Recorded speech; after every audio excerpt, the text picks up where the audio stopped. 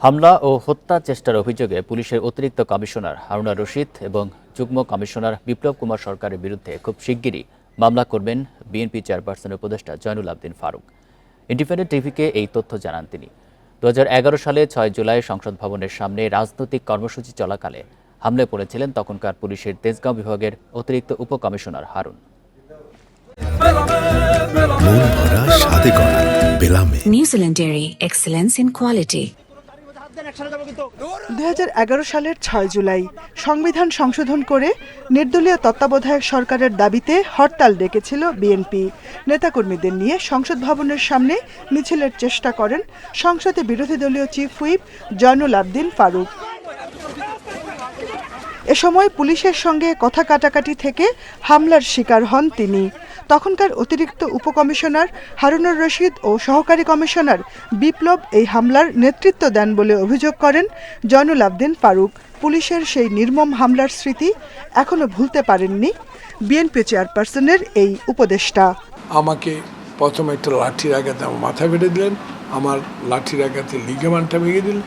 যেটুকু আমি এখন আপনাকে দেখাতে পারবো না, একটা লাঠির বাড়ি আমার বাম কিডনিতে আঘাত করেছে, সেটার যন্ত্রণা আমি এখনো ভুগি।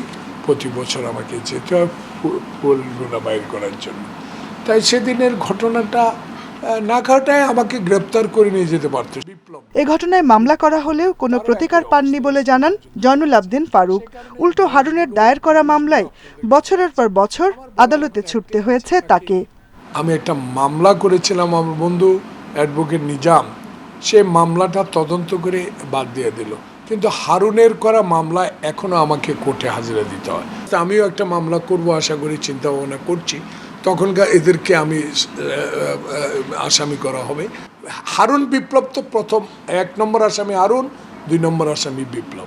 বিএনপি নেতার উপর হামলার ঘটনায় অভিযুক্ত পুলিশ কর্মকর্তা হারুন সেই ঘটনার পর আলোচিত হয়ে ওঠেন। পদোন্নতি দিয়ে তাকে আরও বড় দায়িত্ব দেয় আওয়ামী লীগ সরকার।